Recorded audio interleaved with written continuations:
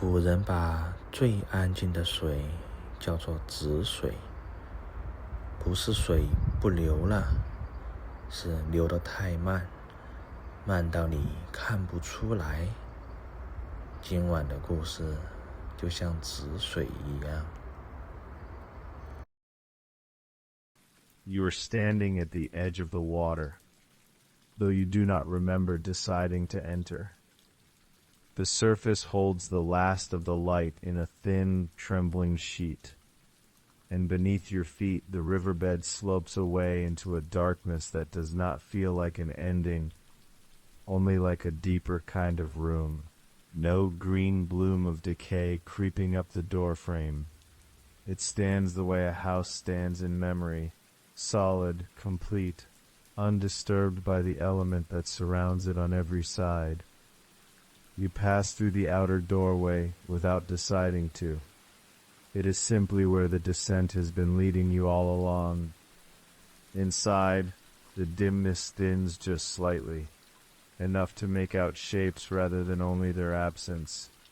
The rooms extend before you, one after another, each holding its own particular stillness. Notice for a moment the weight of your own body wherever you are lying right now. The softness beneath you, the slow rise and fall of your chest, the sense that you too are somewhere held, somewhere resting, somewhere that does not require you to do anything at all. That is the same stillness waiting inside this house. It is not empty.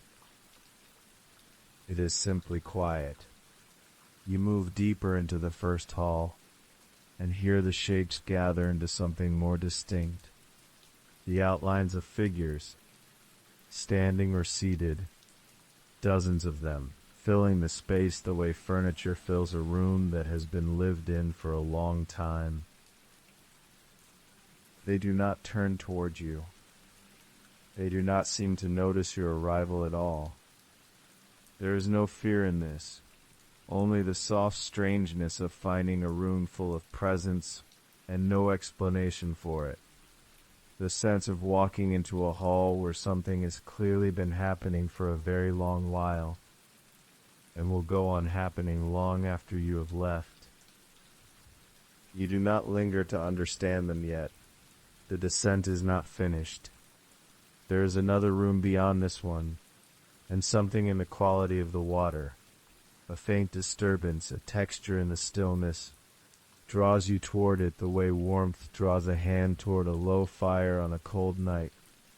You pass through an inner doorway, and the water here feels different somehow, thicker as though it is carrying something the outer rooms were not. And then you understand without being told in words that somewhere in this house, someone is playing music. You cannot yet hear it the way you would hear a note in open air.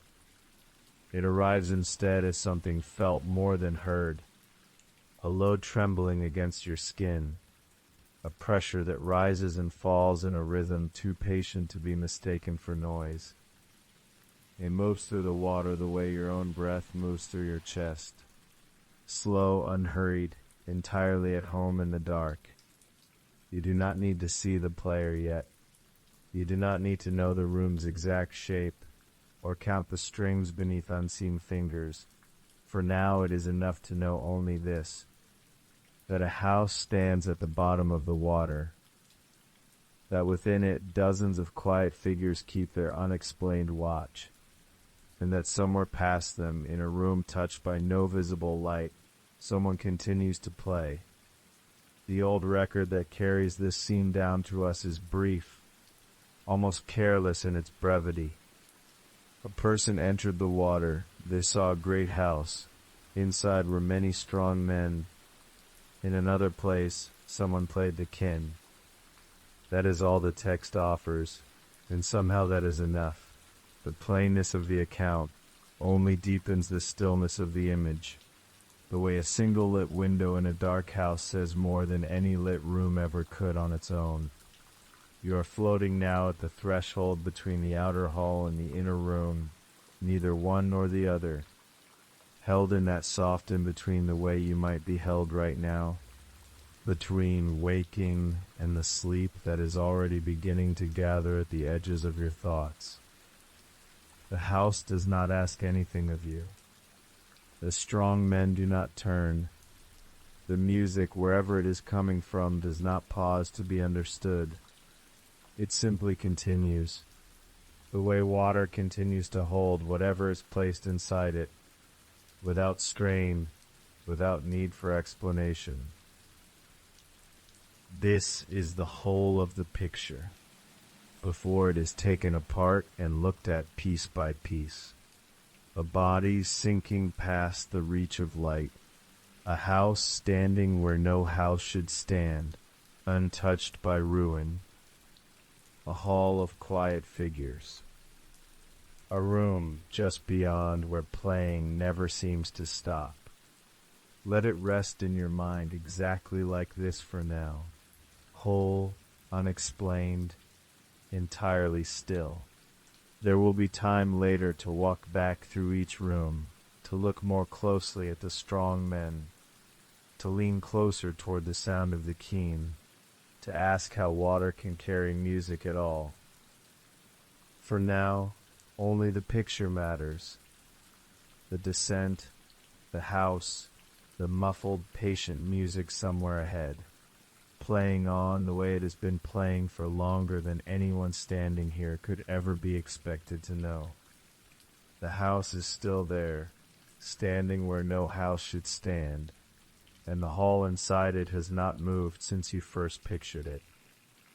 You remember the strong men, dozens of them, filling the space with their quiet bodies, the way stones fill a riverbed without anyone placing them there one by one. Seen only once, they seemed like part of the whole picture, background to the descent. Seen again, more slowly now, they become their own kind of mystery. There is something to notice in how they stand, not resting, exactly, not working either. They occupy the hall the way old furniture occupies a room that is no longer used for its original purpose.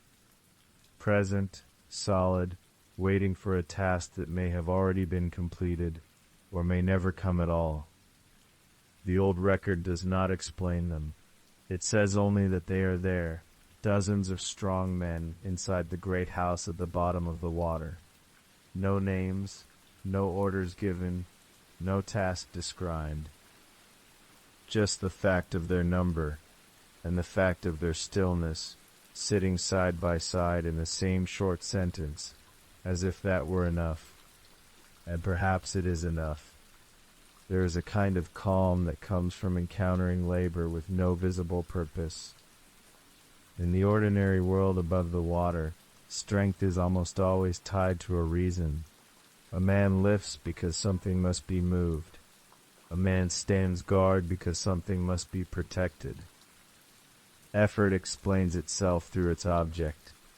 Here at the bottom of the river, that thread has been cut quietly, without violence, the way a candle is not blown out but simply burns down until the flame has nowhere left to stand. The strong men remain, but the reason for their strength has gone somewhere else, or perhaps was never needed at all. You can picture them now, not straining, not laboring, simply present, the way a mountain is present without needing to justify its height, or a stone is present at the bottom of a well without needing to explain why it settled there and not somewhere else. Their bodies are built for effort, wide shoulders, steady arms, the kind of frame that in daylight would carry beams across a courtyard, or haul stone up a hillside path, or bend iron over a fire. Here none of that happens.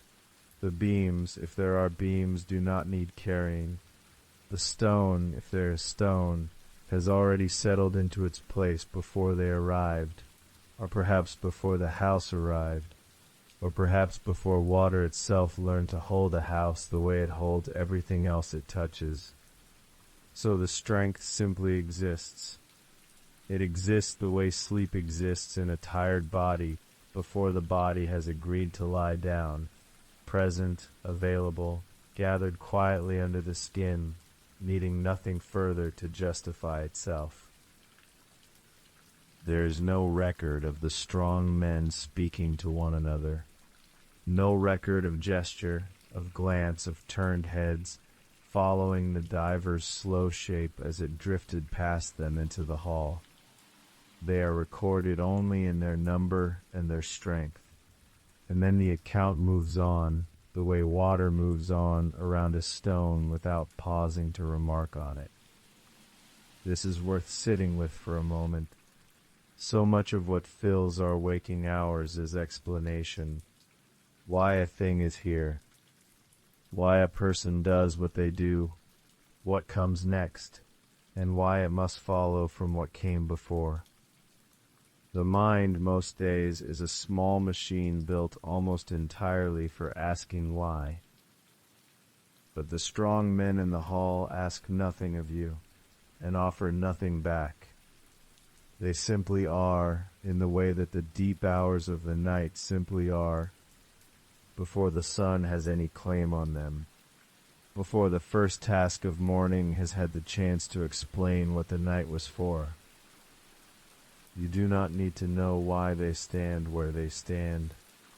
You are only asked to notice that they do, calmly, the way you might notice your own breath moving in, without asking it to explain itself first. Your shoulders can soften now, the way the strong men's shoulders seem to have softened into stillness long before anyone ever described them. There is nothing here that requires your effort. There is nothing here that requires your explanation. You are only floating past a hall, taking in a picture that does not ask to be solved. There is something almost tender in imagining guardianship without an enemy, labor without a task, strength held in reserve the way a held breath is held, not urgently, not with strain, but simply because the body has not yet decided to let it go. Perhaps the strong men are guarding the house. Perhaps they are guarding the room beyond it, where the kin is being played.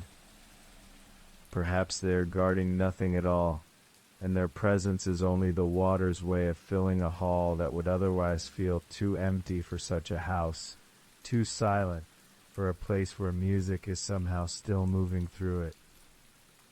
The old record does not choose between these possibilities. It simply lists them in the same breath as the house itself, the way a person listing the contents of a room might say table, then chair, then the shape by the window I could not quite make out, and move on without circling back. There is a kind of rest in that refusal to explain. Waking life often insists that every shape in a room be accounted for, every presence justified, every closed door opened and named. But sleep does not work this way. Sleep allows shapes to exist without full explanation. A half-formed image drifts through the mind before dissolving, and no one asks it to complete itself before it goes. The strong men in the hall belong to that same soft category of things. They do not need to complete themselves in order to be real within this picture.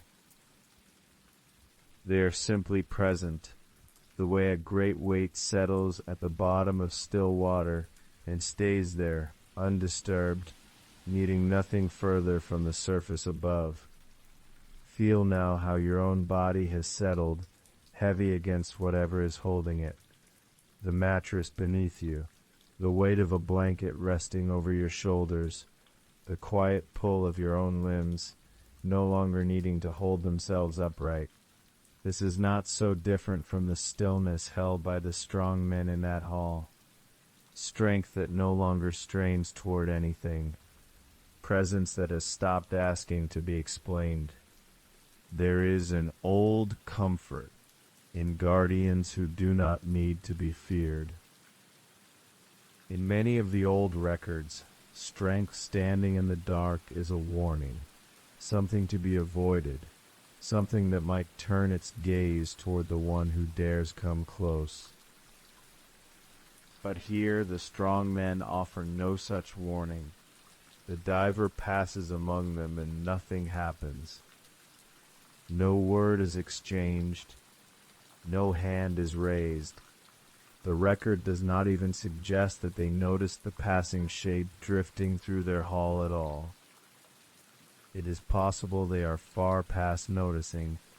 It is possible that whatever task once justified their gathering has receded so far into the past that noticing itself has become unnecessary, the way a person deep in sleep no longer notices the small sounds of a house settling around them, the creak of wood cooling, the soft tick of some old clock in another room.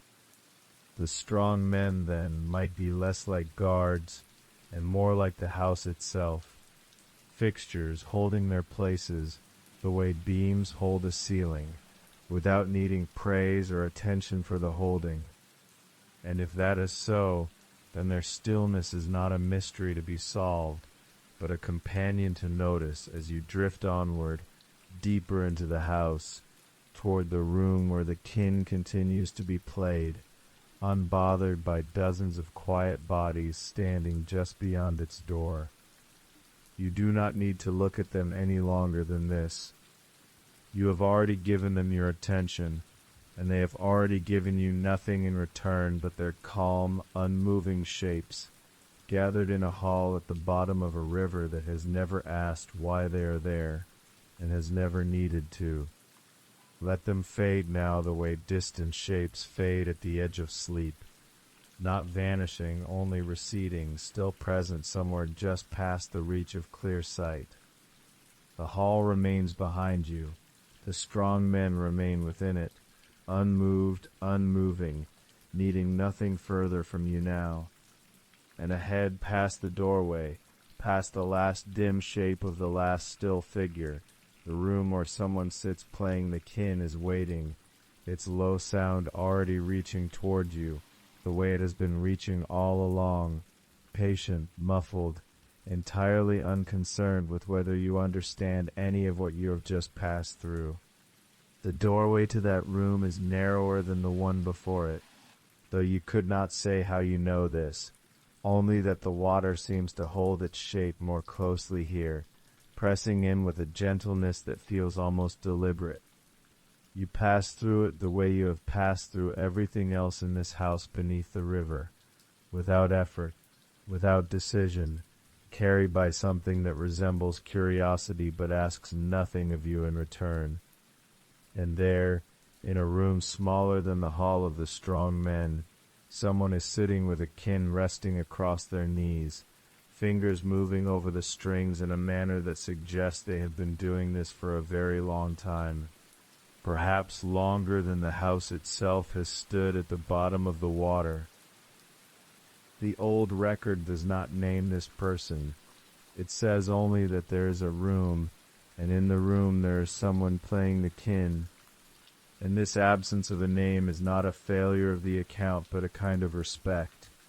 The same respect one gives to a figure seen only at a great distance, or heard only through a wall, whose face you do not need in order to know that they are real. You cannot make out whether the player is old or young. You cannot say whether they are a man or a woman, whether their hair is bound or loose, whether their robes are the plain cloth of a fisherman or the fine weave of someone who once sat in a hall above the water, among people who knew their name and used it often. None of this is given to you, and somehow this is enough, because what you are given instead is the shape of a body bent slightly forward over an instrument, hands moving with the unhurried certainty of someone who has stopped needing to think about what they are doing, who has moved past skill into something closer to breathing. There is an intimacy in this that is difficult to name. You have wandered into a house at the bottom of a river, past dozens of strangers whose stillness asks nothing of you. and now you find yourself standing at the edge of someone's private hour, uninvited, unannounced, and yet somehow entirely welcome. The player does not turn. The player does not pause, does not lift their head to acknowledge that someone has entered the room. And this is not coldness, you understand, but something closer to trust. The trust of a person so at ease in their own solitude that another presence in the doorway changes nothing about how they hold the strings. You find that you do not want to disturb this. You find that some part of you, the part that is already loosening its grip on the need to know things, on the need for names and explanations and clear outlines, is content simply to stand here in the doorway and let the sound continue exactly as it was continuing before you arrived, as it will continue after you are gone. There is a kind of grace in being unnecessary to a moment. You are not needed in the hall of the strong men, and you are not needed here either. And the difference is that here, in this smaller room, the not being needed feels less like exclusion and more like an invitation to simply witness, to be present for something that was never performed for an audience, that exists whether or not anyone ever stood in this doorway to receive it. Notice for a moment the weight of your own body wherever you are resting right now. Notice how your shoulders have settled a little further than they were even a few minutes ago, how the blanket or the stillness of the room around you has become something you are no longer thinking about, only feeling, the way the player in this underwater room is no longer thinking about the chin, only feeling it beneath their fingers. This is the shape that rest takes when it has stopped announcing itself. The old record, in its brief and quiet way, tells us almost nothing else. It does not say what song is being played, or whether it can even be called a song in the way we understand songs above the water, with a beginning that someone remembers starting, and an end that someone remembers arriving at. It may be that the player has been playing the same unbroken passage for years, for longer than the record itself has existed, the notes looping back on themselves, the way a river loops back on its own banks, never quite the same water twice, but always recognizably the same shape of motion. It may be that there is no song at all, only the ongoing act of hands moving over strings, an act that has become indistinguishable from breathing, from the slow pulse of blood, from anything a body does simply because it is a body, and this is what it does. You find yourself wondering less than you expected to. The wondering itself seems to soften the longer you stand here. The way a question asked at the edge of sleep tends to dissolve before it can be fully formed, tends to become simply a feeling of not knowing that carries no discomfort with it, only a kind of ease. Somewhere above this room, above this house, above the dark weight of the river itself, there are people going about their evenings, lighting lamps, calling their children in from the cold, forgetting entirely that beneath their boats and their bridges, someone has been playing the chin without pause, without name, without any need for the world above to notice. This not being noticed does not appear to trouble the player. If anything, it seems to be the very condition that allows the playing to continue so evenly, so patiently, the way a thing left alone in the dark can sometimes hold its shape more perfectly than a thing constantly examined, constantly asked to explain itself. You think, standing here, of all the small sounds that continue in rooms no one is currently occupying, a clock in an empty house, wind moving through a stand of bamboo no one is there to hear, rain falling on a roof while the person beneath it has already drifted off, the sound continuing anyway, unwitnessed, unnecessary, and yet somehow still whole. The chin in this room seems to belong to that same family of sounds. It does not require your presence in the doorway in order to be real, and yet here you are, and the sound reaches you all the same, moving through the water in a way that is not quite hearing, thick and low and slowed, arriving less like a note and more like a pressure against the skin, a vibration you feel before you can name it as music at all. You do not need to understand the shape of the song to know that it is gentle. You do not need to know who is playing it, or why, or how long they've been sitting in this room beneath the river, in order to feel the particular quality of care and how the fingers move, unhurried, unforced, the touch of someone who has nowhere else they need to be, and no one they need to prove anything to. There is a way of playing music that sounds like it is trying to be heard, that reaches out toward an audience, shaping itself around the expectation of response.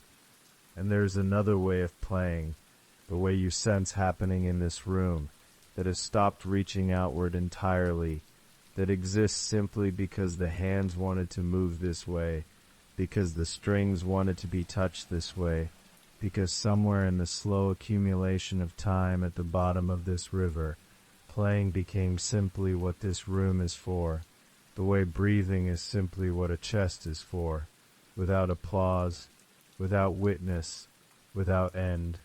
You let your own breath slow to something like that same quality now, not reaching toward anything, not shaping itself around any expectation, only continuing, in and out, soft and low, the way the chin continues in the room ahead of you, unbothered by whether you are still listening.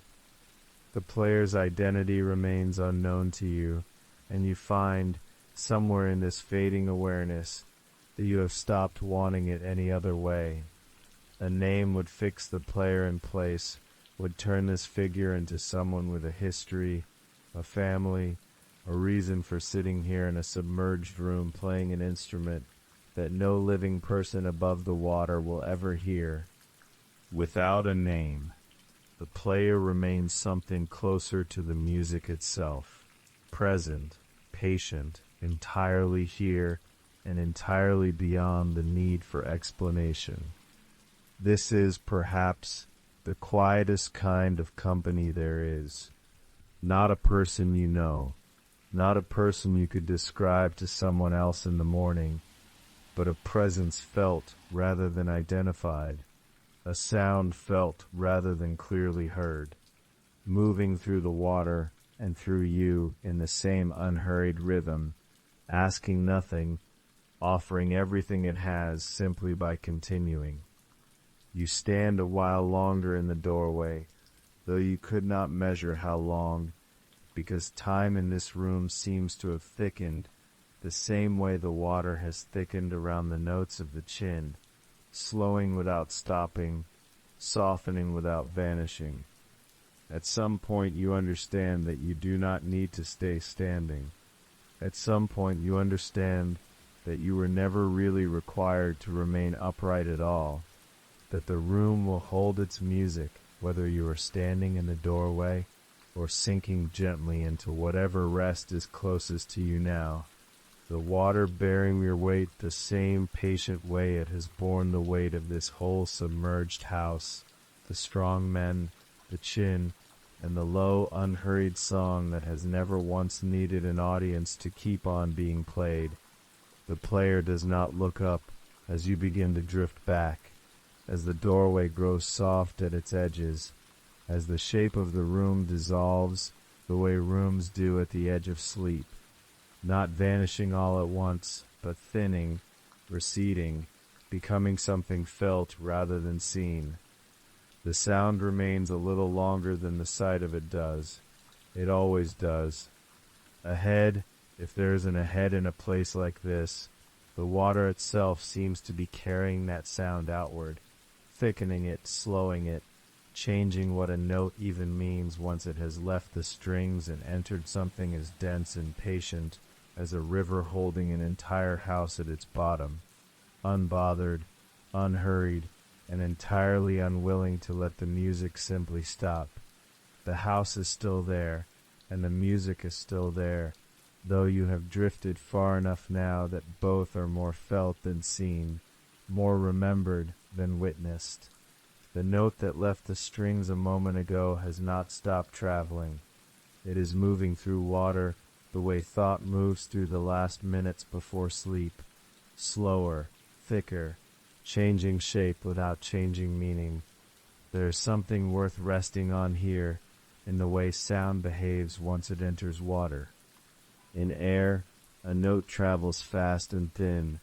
It arrives at the ear almost as an idea, crisp enough to name, quick enough to fade. Water does not allow this. Water is heavier than air, denser, more full of itself, and a note that enters it does not glide the way it would through an open room. It presses. It pushes outward the way a hand might press into a cushion, testing its softness before sinking further in. Sound in water does not so much travel as it spreads, the way warmth spreads through a heavy blanket, the way a scent settles slowly into damp cloth and refuses to leave. It moves in every direction at once, softened at its corners, rounded where in open air it might have stayed sharp. You can sense this if you let yourself, the way a single struck string under water would arrive not as a clean tone, but as a kind of pressure moving through the space around it. A note with its edges worn smooth, the way stones in a riverbed lose their corners over years of water passing over them without pause. This is not the music growing weaker. It is the music growing different. A note in air rises and falls quickly, here and then gone, leaving almost nothing behind it, except the memory of having been heard. A note in water lingers. It takes its time deciding whether to fade at all. It moves outward in slow rings, the way a stone dropped into still water, sends its rings wider and wider, quieter and quieter, but never all at once, always by degrees, always gently, always giving the listener time to notice its going, rather than being startled by it. There is a kind of patience in this that air does not have. Sound in water is not trying to arrive quickly. It has already accepted that everything about it will take longer, will settle deeper, will spread wider before it finally lets go. Where air hurries a note toward its ending, water simply holds it a while longer, unwilling to release something as fine as a struck string into silence, before it is fully finished becoming what it is.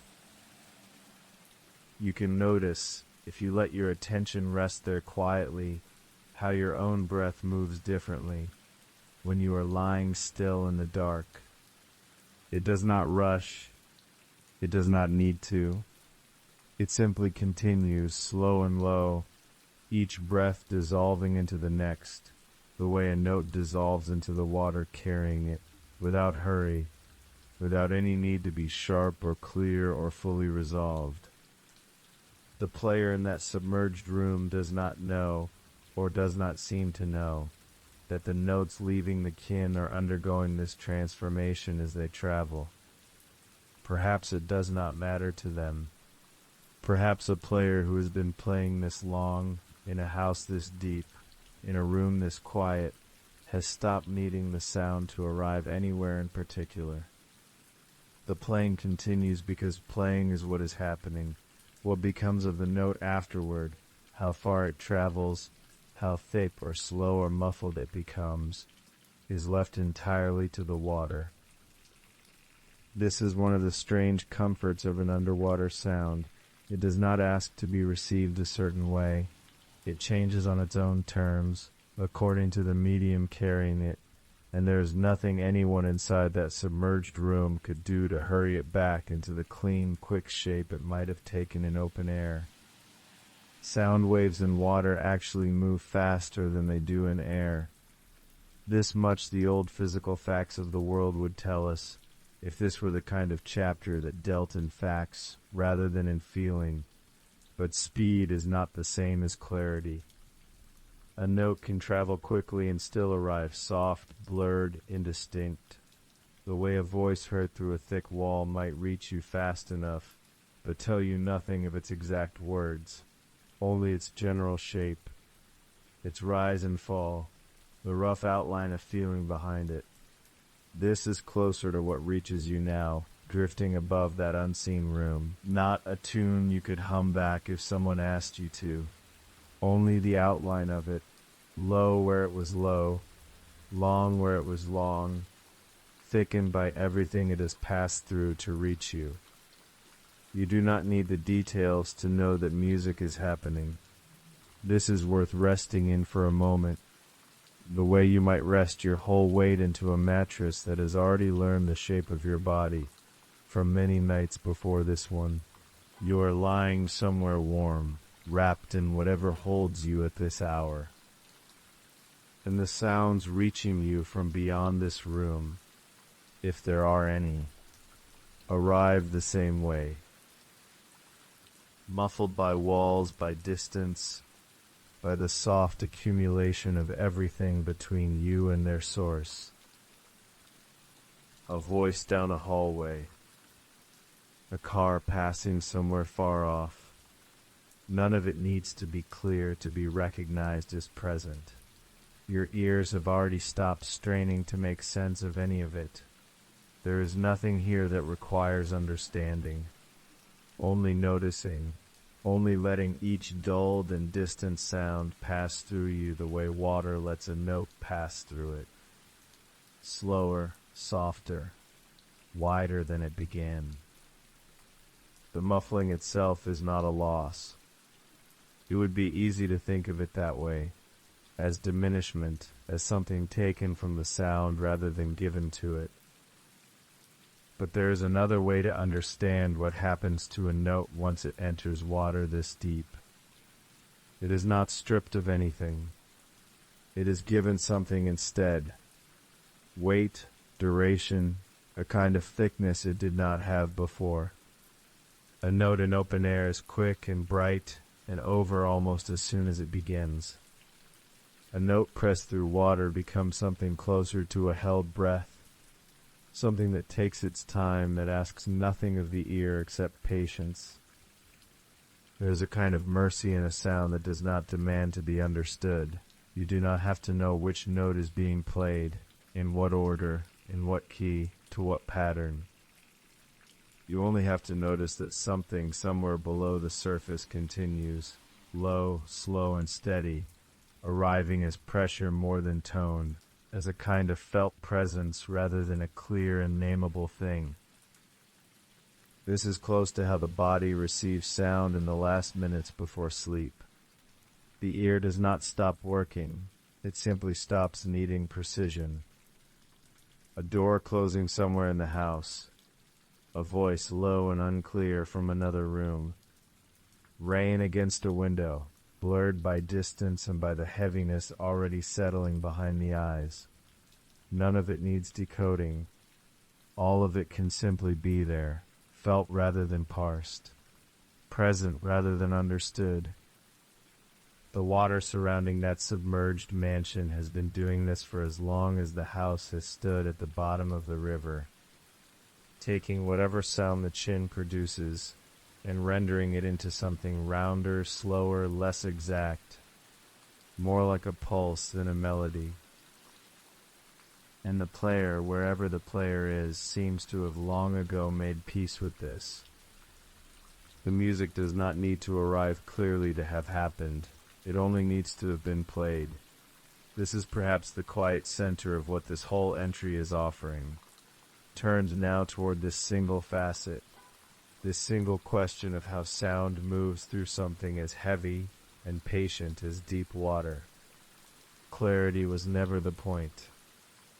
The old text does not linger on describing what the chin actually sounded like from where the diver stood, what notes, what melody, what mood. It offers only the fact of the thing.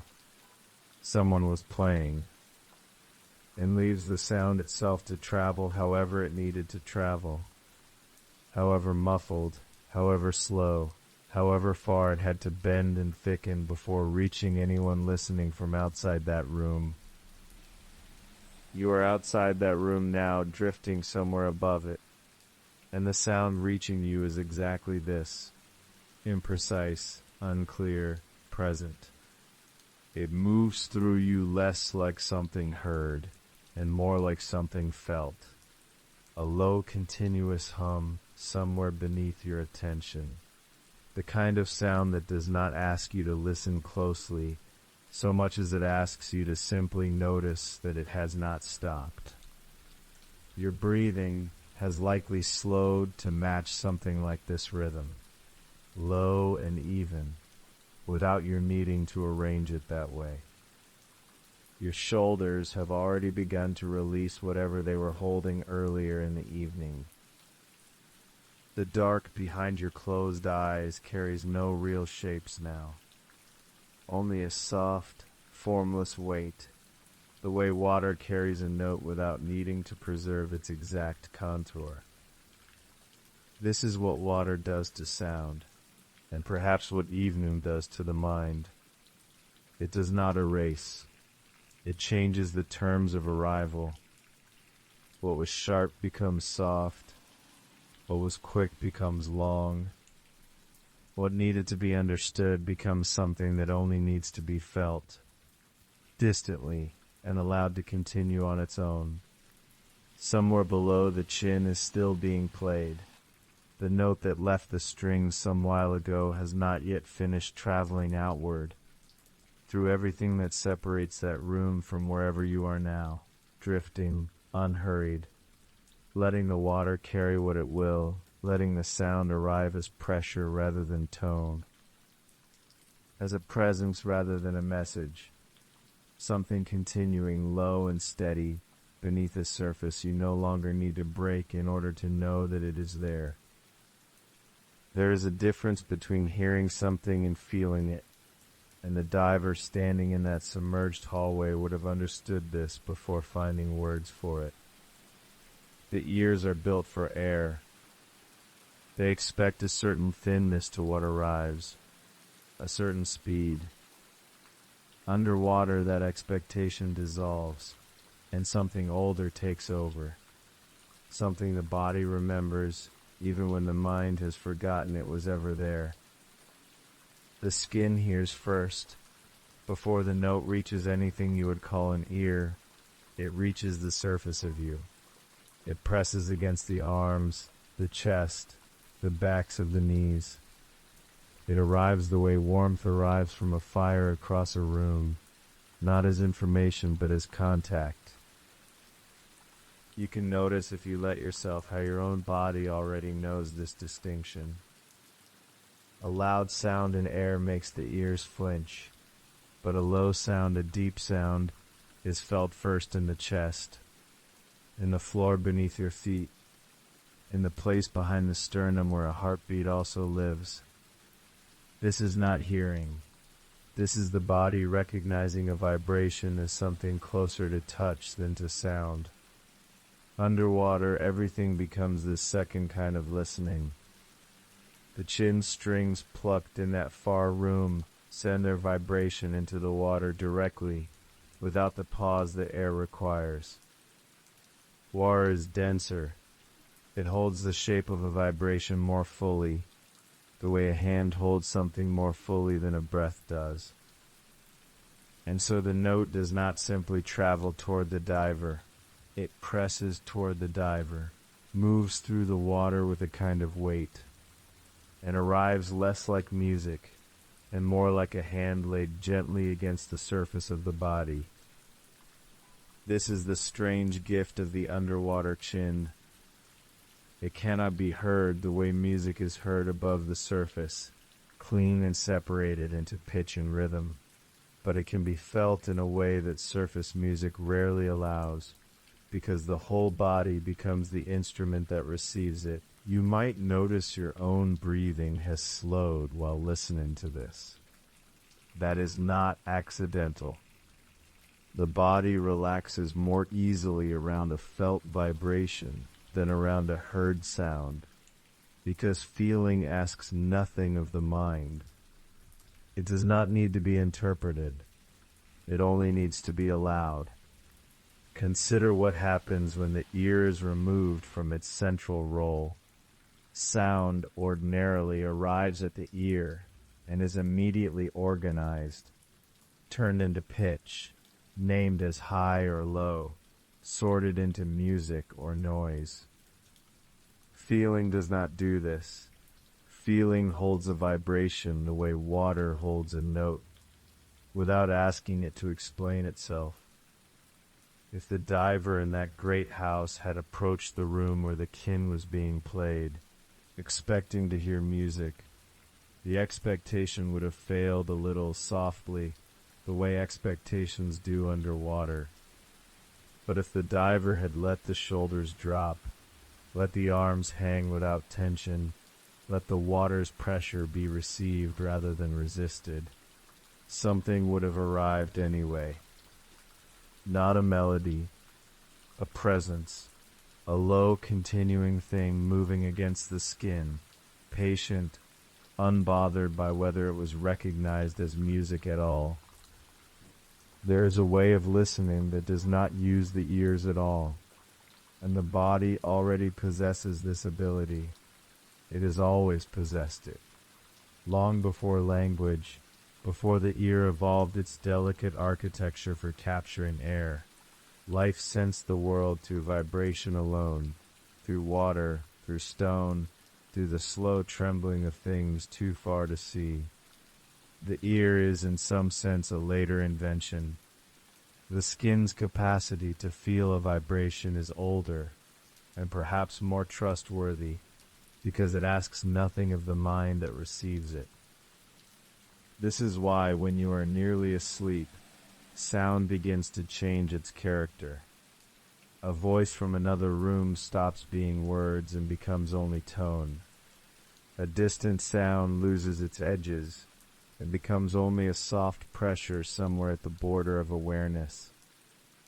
The body has already begun listening the way it would underwater, receiving vibration as touch, not as message. Your hands, resting now wherever they rest, do not need to do anything to receive this. They are already tuned to it.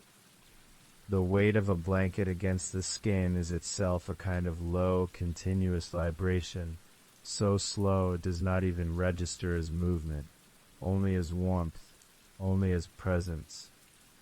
This is not so different from what the diver may have felt near that unseen kin. Pressure without pitch, closeness without clarity, a sense of something ongoing that requires no translation. There is a story, unrelated to this one, of a man who once said that the body remembers music long after the mind forgets the tune. He meant that certain songs leave behind not their notes but their weight, the particular way they pressed against the chest when they were heard, long ago, in a room now gone. This too is a kind of underwater listening. The felt shape remains. Beneath the surface of the river, in that hall filled with strong men who did not move and did not speak, this felt shape might have been the only music available. Not a melody that could be hummed later, not a rhythm that could be counted, only a slow trembling that entered to the skin and settled somewhere low in the body and stayed there, the way warmth stays in stone long after the sun that warmed it has gone.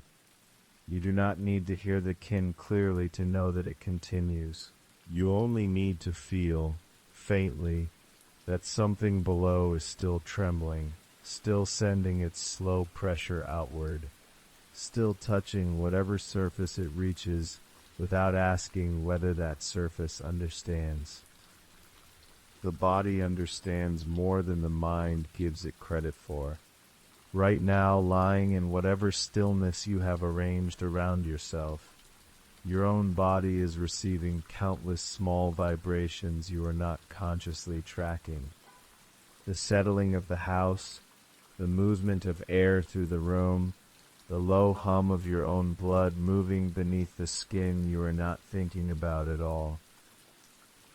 This is the same kind of listening the diver may have done in that mansion, whether by instinct or by necessity.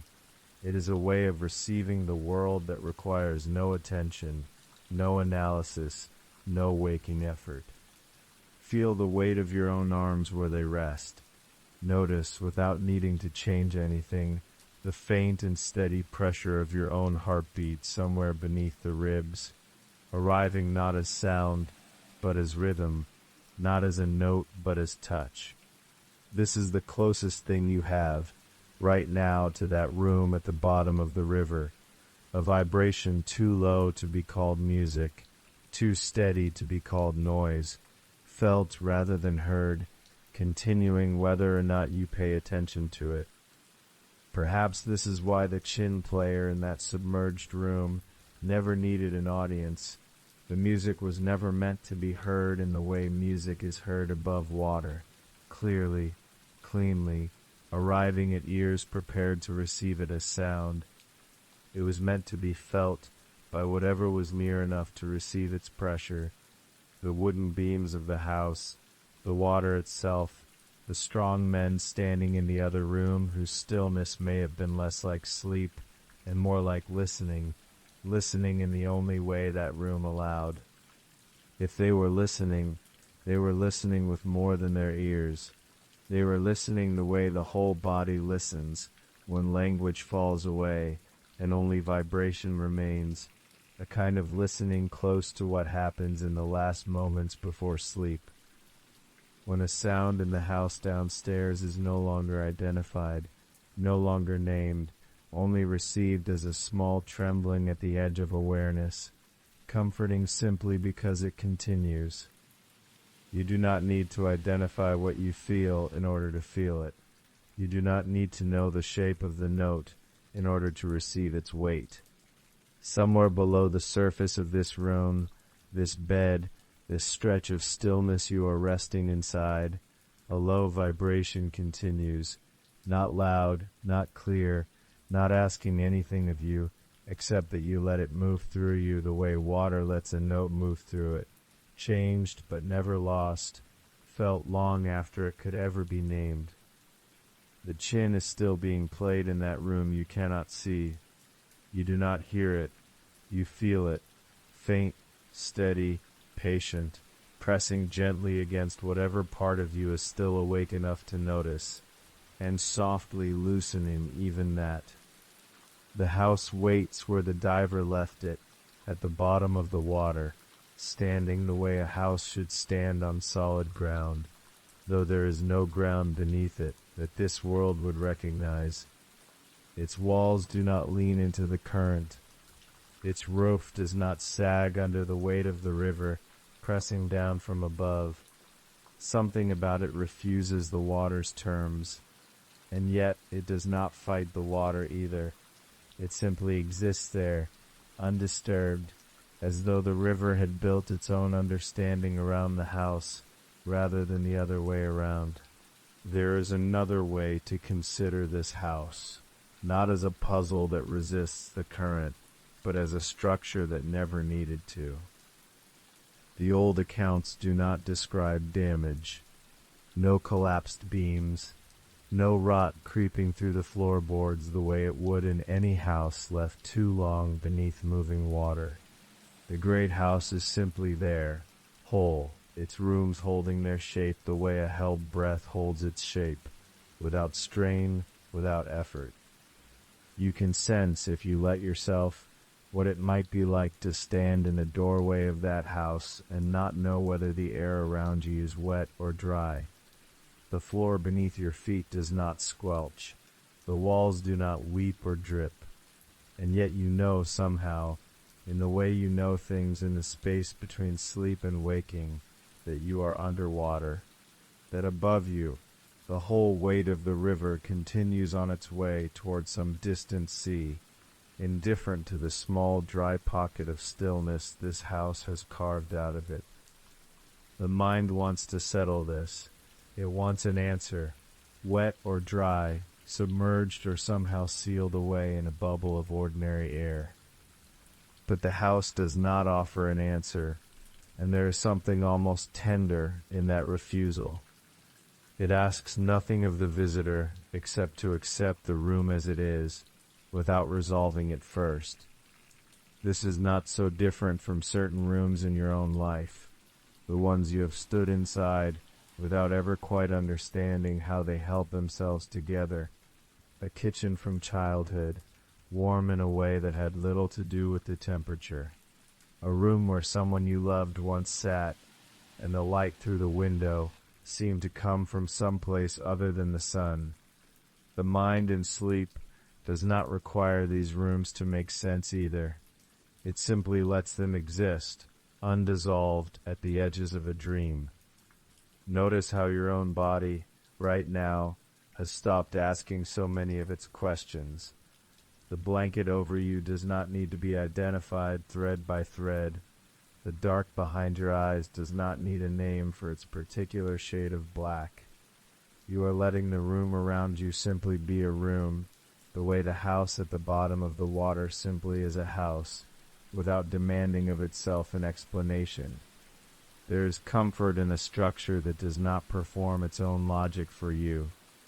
Most houses in waking life explain themselves at every turn. A door that must be pushed or pulled, a window that lets in exactly the light it is built to let in, nothing more. But this house at the river's floor keeps its logic to itself, and in keeping it hidden, it becomes something closer to a held thought than a built structure. It is less like a place, and more like a feeling that has taken on walls. The old record does not linger on the architecture. It moves quickly past the great house itself, as though its author understood there was nothing further to add. The strong men, the room beyond, the kin, and lets the mansion stand in the background, unexamined. The way a dream lets its setting exist without insisting you notice every detail of the wallpaper. But it is worth staying a moment longer than the old record does. It is worth noticing that no beam has splintered, no stone has been worn soft by the current's slow abrasion over however many years the house has stood in this position. Whatever holds this house together is not carpentry. It is something closer to permission, the river's permission, granted once and never withdrawn. There is a kind of architecture that only exists because something larger has decided to let it exist. You might think of a hollow in deep snow where an animal has slept through the coldest part of the night, the surrounding cold pressing in on every side, and yet somehow not entering that small carved space of warmth. The hollow does not fight the snow. It simply asks for a little room, and the snow in its vast indifference provides it. The house at the river's bottom seems to occupy a similar kind of hollow, not fighting the water, but resting inside a space the water has agreed, without argument, to leave alone. This is different from strength. Strength implies resistance, a wall built thick enough to hold back a flood. What this house has instead is something quieter, an accommodation reached without struggle. The way your own body right now is not fighting the weight of the blanket or the pull of the mattress beneath you, but settling into both, letting them hold you rather than holding yourself against them. You do not need to brace against rest in order to receive it. The house does not brace against the river in order to remain standing. It has simply stopped needing to. There is a stillness available to structures once they release the need to prove they belong where they are. Consider how strange it would be, and yet how peaceful, to walk through a doorway not knowing whether your next step would land on dry floorboards or through a soft resistance of water, and to find that the uncertainty itself carried no danger, no gap into which you might fall. The old record offers no warning about this. The diver who found the house does not describe fear at the threshold. There is only the house, and then the room with the strong men, and then further in, the room where the music continues. The absence of fear is its own kind of information. A house this strange, in nearly any other telling, would come wrapped in dread, the uncanny threshold, the doorway that should not exist, the traveler who steps through and cannot step back. But this house carries none of that weight. It simply stands, welcoming in its own unbothered way, as though it has always understood that the line between wet and dry, between submerged and sheltered, is a distinction that matters far more to the visitor than it does to the house itself. The house has already made its peace with its own impossibility. It does not need you to make peace with it too. It only offers itself quietly, for as long as you care to stand inside it. You can feel the shape of that kind of quiet in your own chest right now, in the slow rise and fall of your breathing, in the way your thoughts have begun to lose their sharp edges, the way the walls of that house have lost the need to explain themselves. You do not have to resolve whether you are drifting towards sleep or already resting somewhere close to it. Both can be true at once. The way a floor can be both dry and underwater, the way a note can be both heard and only felt. The mind does not require a single answer before it is allowed to rest. The house holds its rooms this way, some corners closer to dry, some corners closer to wet. No clean border between them, and no need for one. This is, in its own quiet fashion, a kind of architecture built entirely for rest. Not rest as an event that happens once you have solved every question about where you are, but rest as a room you enter simply by allowing the question to remain open. The mansion at the bottom of the water was not built, so far as the old record tells us, for anyone in particular. No family is named, no owner claims it. It exists the way certain dreams exist, fully furnished and entirely convincing, without ever needing a builder credited in the account. Perhaps that is why it endures so easily beneath the river's endless weight. A house built for no one in particular has nothing in particular to defend.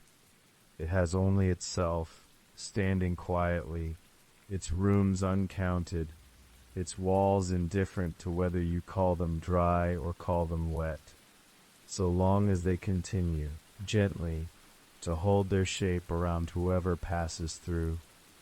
And somewhere past the room of strong men, past whatever threshold separates one impossible chamber from the next, the kin continues, its notes moving outward through walls that do not know whether to call themselves stone or water, carrying that music the only way this house has ever needed to carry anything, without insisting on an explanation, without asking to be understood, simply continuing, the way your breathing continues now, the way the dark behind your eyes continues, needing nothing further from you than the willingness to let it hold you a little while longer. The house at the bottom of the river holds its shape without asking to be understood, and somewhere in another record, kept by a different hand, a man stands at his forge doing much the same thing. His name was Ji Kang. He lived long ago in a world before this one, a man known for his music and for his refusal to be rushed by the demands of ordinary life. The old records say he liked to work iron, not because he needed to. He was a scholar, a musician, a man whose hands might have been expected to stay soft, but because there was something in the heat and the rhythm of the hammer that suited him. He would set up his forge beneath a large tree in his courtyard, and there he would work through the long afternoons, the metal glowing, the sound of the strike falling steady into the quiet air. One of these afternoons, the story goes, a visitor came. Not the friend he might have expected, a ghost. The text does not dwell on how the ghost arrived or what it looked like, or what expression might have crossed its face as it stood watching a living man shape iron beneath a tree. It simply notes that the ghost came, and that Ji Kang, upon seeing it, did not stop his work. He kept forging. There is something in this small detail worth resting on, the way you might rest your attention on a single low note that keeps sounding after the rest of the music has gone quiet. A ghost appears, a visitor from whatever place lies just past the edge of the visible world, and the response recorded is not fear, not flight, not even particular surprise. The hammer continues to fall. The iron continues to glow and soften and take its shape. The ordinary work of the world continues in the presence of the extraordinary, as though the two were never really opposed to begin with. You can feel the shape of this scene settling into place, the way a stone settles into the bed of a river after being carried a long way by the current. Notice that your own hands, wherever they are resting now, have gone still and soft, unclenched, the way hands go when there is nothing left that needs holding. The forge fire flickers. The ghost stands watching. The hammer falls again, unhurried, and the iron continues to change shape beneath it, the way it would have changed shape whether or not anyone unfamiliar stood nearby to witness it. This is the resonance worth carrying from Ji Kang's courtyard into the house at the river's bottom. In both places, something continues that does not require an audience, does not require explanation, does not pause, simply because the ordinary rules of the world have quietly bent to let something else through. The keen player in the submerged mansion does not stop playing because a diver has descended past the reach of light to witness the room. Ji Kang does not stop forging because a ghost has come to stand in his courtyard. The craft continues, the music continues. Whatever quiet purpose moves the hands, moves them regardless of who or what has gathered to watch. There is a kind of permission held inside this image, one that might be worth carrying with you as your own thoughts continue to slow. The presence of something unexplained, a ghost at the edge of the firelight, a shape glimpsed at the edge of sleep, a strange half-formed feeling that arrives just as the body is finally letting go, does not have to interrupt the work of resting. It can simply stand nearby. It can watch if it wants to watch. The hammer can keep falling. The breath can keep moving in and out, slow and low, undisturbed by whatever quiet visitor happens to be present in the room with you. The old accounts differ slightly on what happened next in Ji Kang's story. Some say the ghost eventually spoke. Some say it simply watched a while and then was gone, the way mist lifts from a hillside without anyone quite marking the moment it disappeared. But the detail that survives clearest across the different tellings, the detail that seems to matter most to whoever first thought this small moment worth recording at all, is the stillness of Ji Kang himself. He did not run. He did not drop the hammer. He simply continued the shape of his evening, iron glowing, sparks rising and fading against the dark of the tree above him, as though a ghost were merely one more shadow among the many shadows that had always gathered at the edge of his firelight. You might notice, if you let your attention rest there a moment, how heavy your eyelids have become, the way iron becomes heavy with heat before it is shaped into something new. There is no need to hold them open any longer than feels natural. The forge fire in this old story continues, whether your eyes are open or closed. The way the keen at the bottom of the river continues, whether the diver stays to listen or turns back toward the surface and the light. What these two records share, kept in different scrolls, written perhaps by different hands in different years, is a kind of trust in continuation. The world does not stop simply because something unexplainable has entered it. Craft does not pause to interrogate the ghost standing at its edge. Music does not stop to ask who exactly is listening from beyond the wall, beyond the water, beyond the reach of ordinary sight. The hammer falls, the kin note moves outward. The two rhythms, though separated by scrolls and centuries in the different textures of fire and water, seem to say something similar, low and steady, like a single note held a very long time. There is no fear in either record, and this matters more than it might first seem.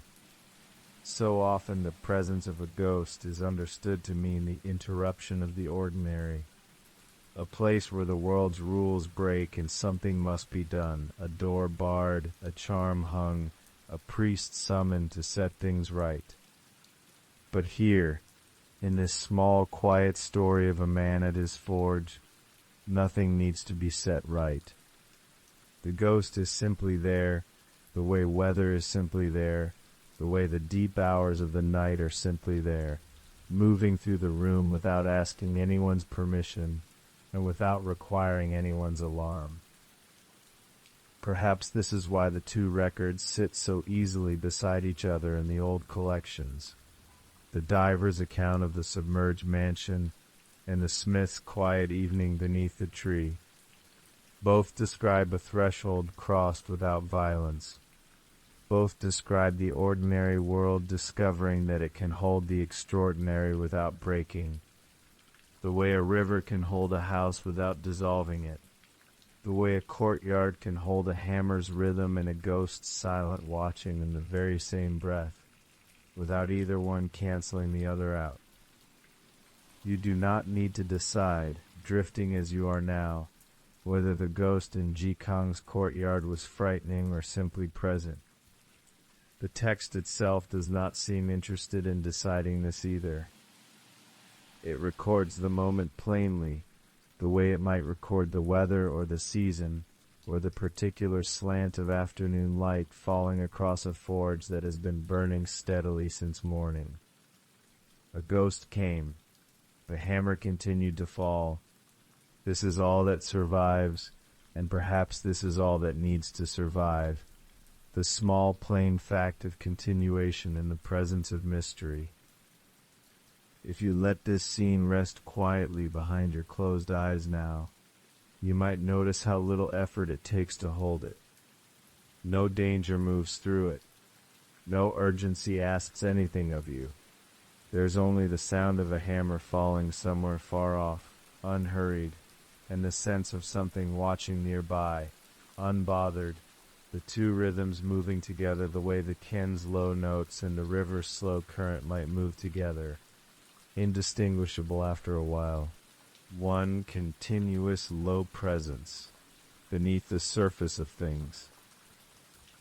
The forge fire dims by evening, as fires do. The ghost, whatever it wanted, whatever it came to witness, fades back into whatever quiet place it came from, the way mist fades from a hillside, the way sleep fades in at the edges of a mind that has finally stopped resisting it. And somewhere else, in a house that does not need to explain whether it is built of stone or water, a kin continues to sound, muffled and low, indifferent to the hour, indifferent to whether anyone remains to listen.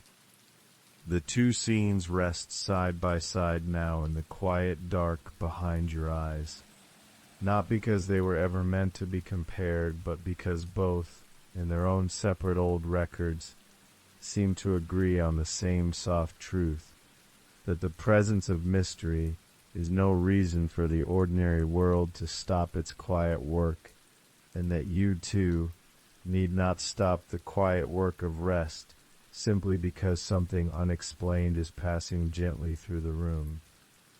The house at the bottom of the water still holds its shape behind your eyes, the chin still sounding somewhere within it, low and unclear and endless. Before this chapter widens its view, it returns there one more time, briefly, the way a hand might rest a moment longer on a door before letting it close. There is another place recorded in the old geographies, far from any river, far from any water at all. The texts call it Da Yuejiye, the wilderness of great music. It is not a house, it is not a room with walls or a roof holding music inside it. It is a stretch of open land where music is not played but simply exists, the way grass exists, the way wind exists, moving low across a valley that never seems to end, where the submerged mansion holds one kin in one room, muffled by water and distance. The wilderness of great music holds no instrument at all, or perhaps it holds every instrument at once, spread so wide across the land that the difference between music and terrain dissolves entirely. The old record does not describe someone playing there. It describes music as something the wilderness simply does, the way a mountain simply stands, the way a river simply flows towards some point south of thought. You can sense the shape of it if you let the image widen slowly. Grass that seems in certain light to move with a rhythm no wind alone could account for. Distances that carry tone the way distances elsewhere carry only silence. A horizon where sound does not arrive from any single source, but from everywhere and nowhere, the way morning light arrives, not thrown from one lamp, but simply present, filling the space it touches. This is music as landscape, not a performance witnessed by an audience, not a note traveling from a string to an ear, but an entire environment humming quietly at the edges, so wide and so evenly spread that no place within it could be pointed to as its origin.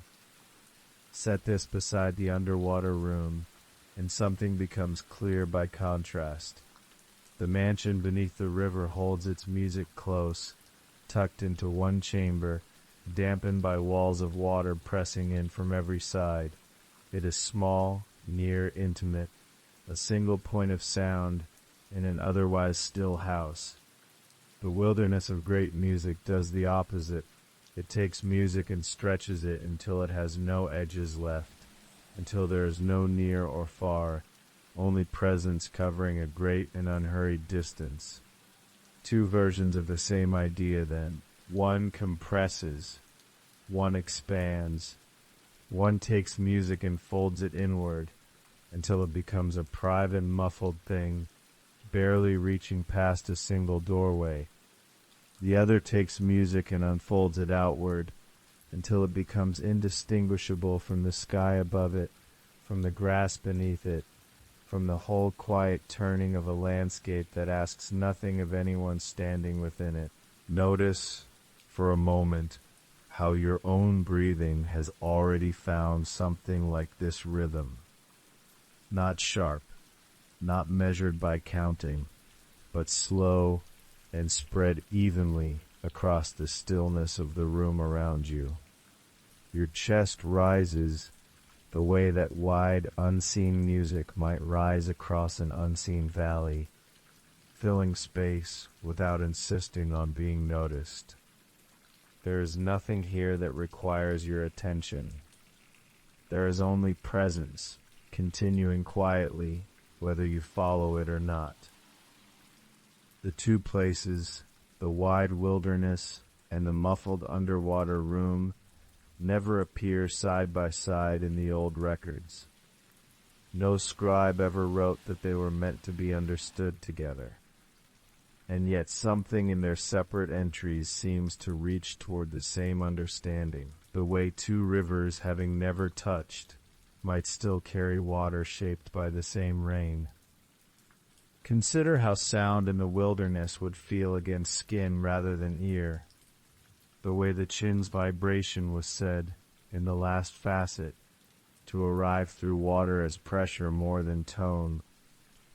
In the open landscape, perhaps music arrives the same way, not through hearing at all, but through the whole body resting inside an environment that hums faintly beneath the surface of things. Grass brushing an ankle might carry the same low continuous note that a wall of river water carries into a submerged room. Wind moving across an open field might press against the skin the way water presses against the walls of the sunken mansion, both delivering sound not as a message meant for the ear, but as an atmosphere meant simply to be inhabited. There is comfort here for a mind used to needing clarity before it can rest, because clarity, it turns out, was never the requirement. The wide wilderness offers no single melody to follow, no verse to memorize, no structure demanding attention. It only offers a hum vast enough to disappear into. And the underwater room offers the same gift in miniature, not a performance to be understood, but a low continuous presence to be felt, indifferent to whether it is followed note by note or missed entirely. You do not need to choose between the wide field and the small submerged room. Both offer the same permission to stop searching for the edges of the sound and let the sound simply surround you instead.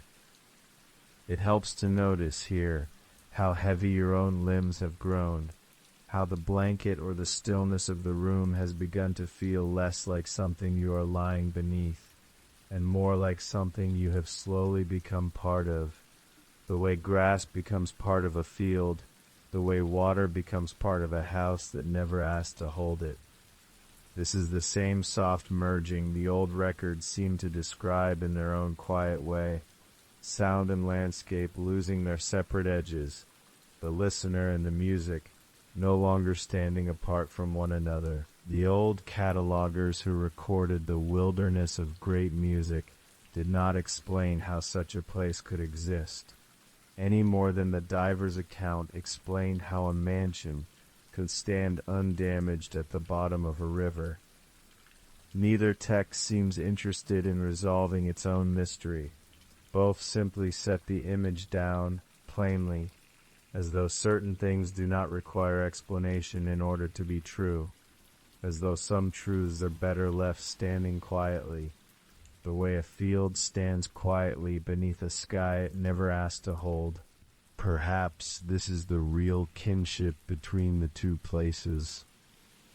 Not that one is wide and one is narrow, not that one is landscape and one is architecture, but that both refuse to explain themselves.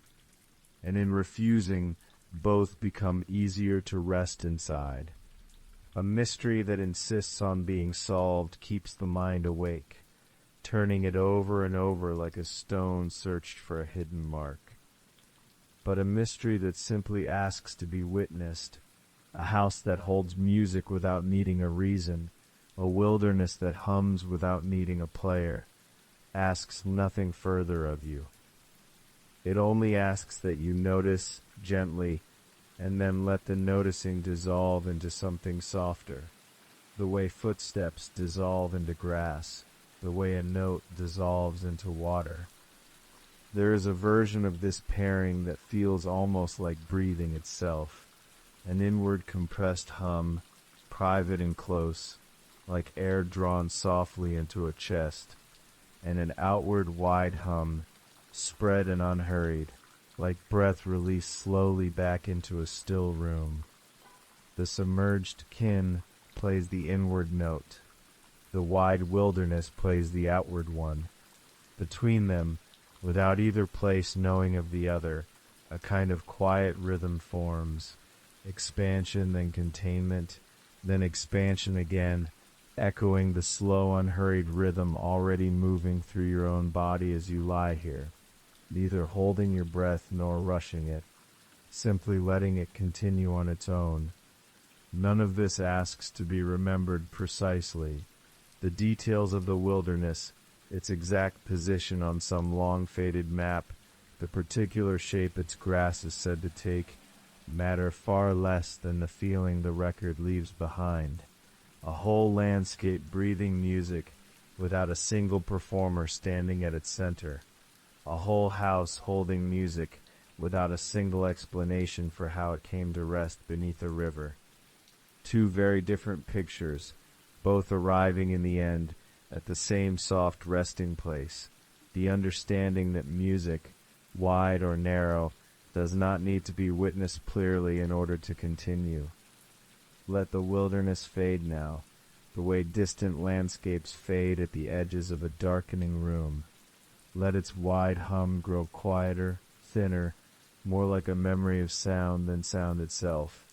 And let the underwater room return, small and near again, its one low note still moving gently through walls that may be water, may be stone, may be something neither name quite manages to hold.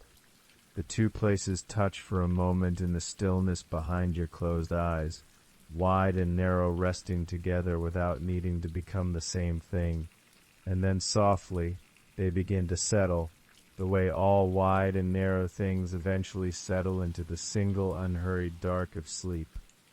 They begin to settle now, all of them, the way separate rivers settle into one dark sea when the land finally gives way. The strong men in the hall are still standing, somewhere below. They have not moved, not once, through all the chapters that have passed over them like slow currents. Their stillness was never absence. It was a kind of listening, held so quietly it looked at first like sleep, and the kin player in the room beside them has not stopped either. No name was ever given, no face was ever described, only fingers that keep finding the strings in the dark, unwitnessed, unhurried, continuing simply because continuing is what music does when no one asks it to explain itself. The water around them both has not thinned. It has not clarified. It is still doing what water has always done to sound, rounding its edges, softening its attack, turning a bright plucked note into something heavier, something that arrives less like hearing and more like being touched. You have felt this now, across these chapters, the way a vibration can reach the skin before it reaches understanding, the way the chest can register a low tone the ears would have missed entirely. That felt music has not gone anywhere. It is still moving through the water, through the walls that may be stone, through the small distance between the kin player's hands and your own quiet body, wherever it happens to be resting tonight.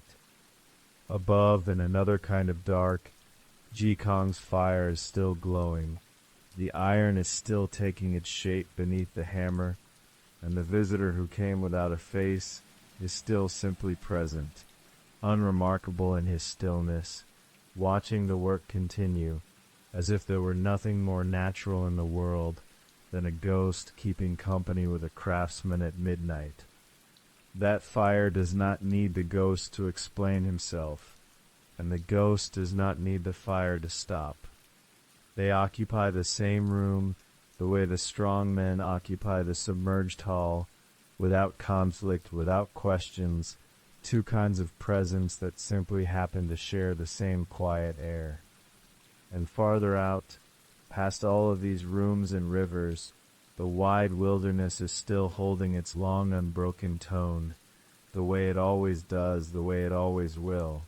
Not a place where music happens, but a place that is music, stretched so wide it no longer needs a source, no longer needs an instrument, no longer needs to be located anywhere in particular to be true. You do not have to choose among these now.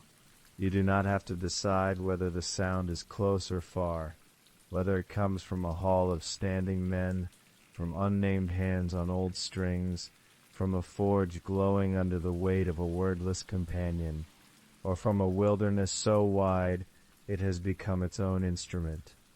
They are not separate claims competing for your belief. They are the same fact, seen from different depths, the fact that somewhere always something continues to sound, whether or not anyone is listening closely enough to describe it. This is the quiet center that all these facets have been circling, gently without ever needing to say so directly. The strong men do not explain their purpose, and they do not need to. The kin player does not reveal a name, and the music does not require one. The water does not clarify the note, and the note does not ask to be clarified. The ghost of the forge does not speak, and the iron does not stop taking its shape because of that silence. The wilderness does not narrow itself into a single tune, and it does not lose anything by staying wide. Each of these is a small lesson in the same larger stillness. That presence does not depend on clarity. That continuation does not depend on being witnessed. That something can go on quietly forming itself in the dark, unseen, unheard in any sharp sense, and still be entirely real. You can let your own listening go slack now, the way a hand loosens once it stops trying to hold water. There is nothing left to catch, nothing left to identify precisely.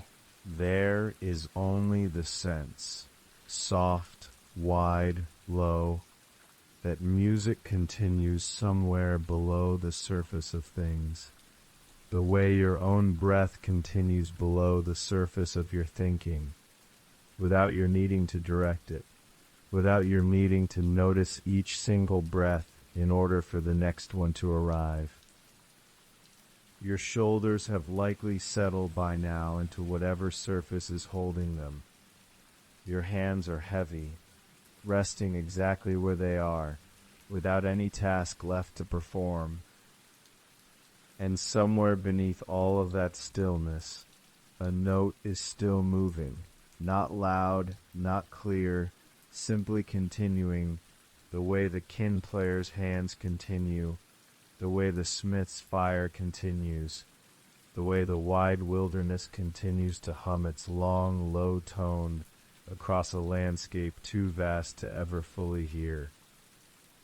The strong men were never separate from the water they stood in. The kin player was never separate from the silence surrounding the notes. The ghost was never separate from the ordinary fire he sat beside. The wilderness was never separate from the music it seemed only to contain. Each thing dissolves gently into the other once looked at long enough, the way a shape dissolves into the dark once your eyes have stopped straining to hold its edges. This is not confusion. It is a kind of rest.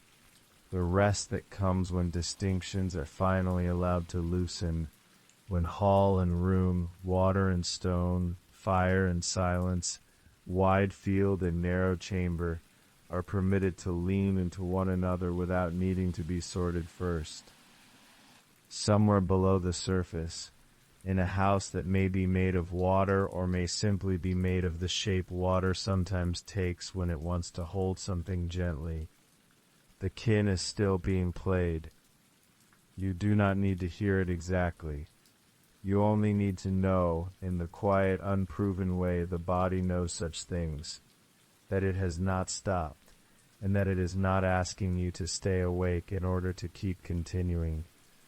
The vibration moves on without your attention, It moved on through the strong men who never turned to notice it.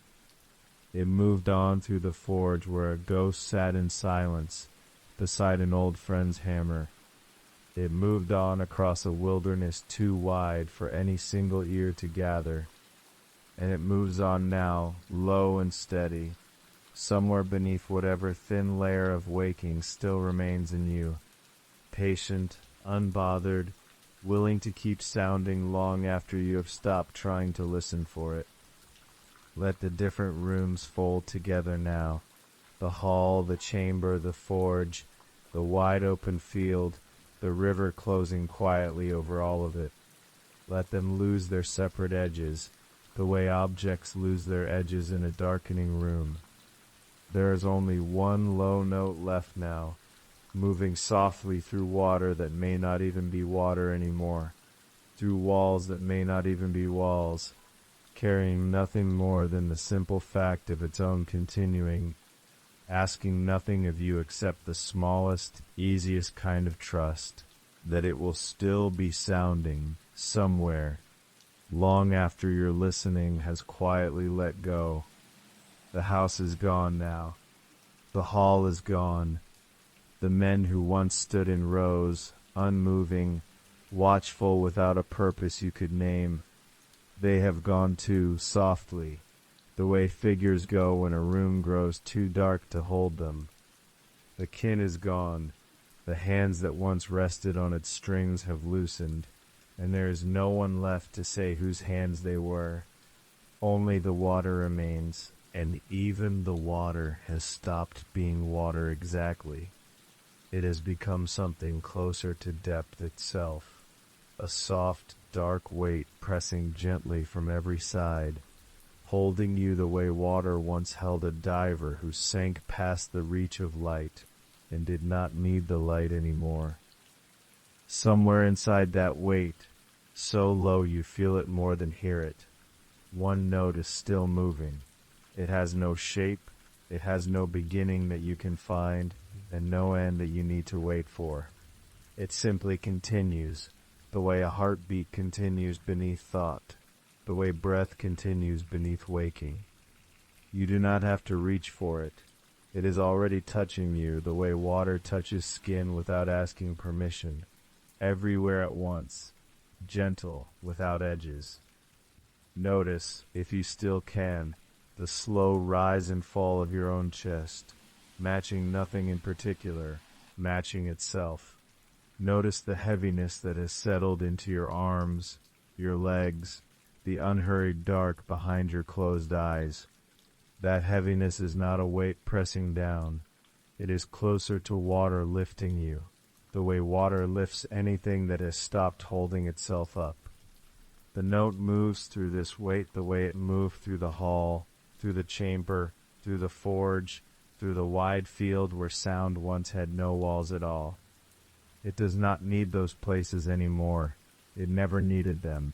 It only borrowed them for a while, the way a river borrows the shape of its banks without becoming them. Now the note has no house to rest inside. It rests inside you instead, low and even, asking for nothing. You do not have to understand it. You never had to. Understanding was always a kind of waking, and waking was never the point of this. The point, if there ever needed to be one, was only this, that somewhere beneath the surface of things, something keeps sounding, patient and unbothered, whether or not anyone is left to notice. You are the one who noticed for a while. That was enough. That was always enough. Now the noticing can loosen too, the way a hand loosens around something it no longer needs to hold. The note does not mind. It was never asking to be held. It only asked to continue. And continuing is a thing it can do perfectly well without you. So let it. Let the low sound keep moving through whatever dark and quiet place it has always moved through, long before any diver sank past the light to find it, long after any listening ear has stopped listening. The mansion will still be standing down there, unseen, undamaged, patient in its stillness. The strong men will still be standing in their all, needing nothing, disturbing nothing. The chin player will still be seated in the small room beyond, hands resting near the strings, in no hurry to begin again or to stop. None of that needs your attention anymore. It was never really about attention. It was only ever about this, moving through water that has folded itself around everything, carrying its one plain fact through the dark, that somewhere something continues. You do not have to carry that fact any further.